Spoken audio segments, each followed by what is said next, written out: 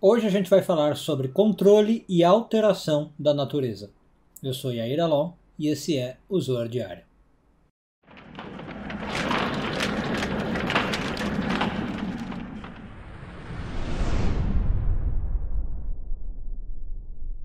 Essa semana continuamos a ler a porção de Vayahel, hoje focando nos parágrafos 77 e 78 do Zoar, sétimo ano de leitura.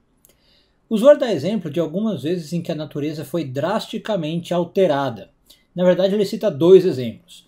Um dos mais famosos é Moisés, abrindo o Mar Vermelho para os israelitas passarem, e depois, quando os egípcios vão passar, o mar se fecha. E o segundo caso é o de Josué parando o sol para poder ter mais tempo para batalhar. Ele estava ali no meio de uma batalha, o dia vinha escurecendo e aí ele fica mais difícil lutar à noite, então para ter mais tempo de batalha e ganhar a batalha, Josué para o sol. E o Zohar explica que isso já foi programado para acontecer desde o início da criação, lá em Bereshit, lá em Gênesis.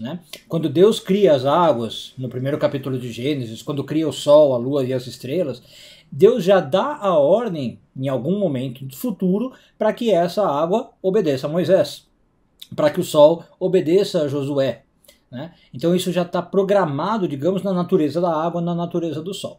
A lição que a gente tira daqui é que a natureza está para servir o homem, e de certo modo nós podemos alterar a natureza e controlar a natureza. Por que eu digo de certo modo? Porque uma coisa é alterar a natureza por meios físicos, como a gente sabe que o homem realmente faz, por exemplo, eu derrubo uma árvore e uso a madeira para produzir papel, para construir uma casa, mas estamos falando também de casos como o de Moisés e de Josué. Essa alteração, claro, ela é um pouco mais difícil, exige aí um nível espiritual, mas também é possível, a Kabbalah nos ensina. Então, grandes tzadikim, grandes justos, ou pessoas que fizeram muito trabalho na sua alma, elas conseguiam realmente alterar a natureza a esse ponto. Então, do que nós chamaríamos de milagre, mudar a natureza de um modo drástico. Inclusive, casos que eu particularmente considero os mais extremos, de, por exemplo, ressurgir um morto, fazer uma pessoa que está morta voltar à vida. A gente tem alguns relatos desse na Torá e ao longo da história. Então são pessoas que sabem manipular a natureza a esse ponto. Bom, como é que isso é feito? Ou por que isso pode ser feito, como eu estava falando? Porque Deus já colocou essa programação na natureza. É como se a natureza fosse obrigada a seguir um caminho. Então o sol tem o seu caminho, a água tem o seu caminho, mas ela também é obrigada a seguir o que o homem manda. Então o homem que tem controle, sabe controlar a natureza, a natureza é obrigada a obedecê-la, é isso, Deus deixou essa disponibilidade.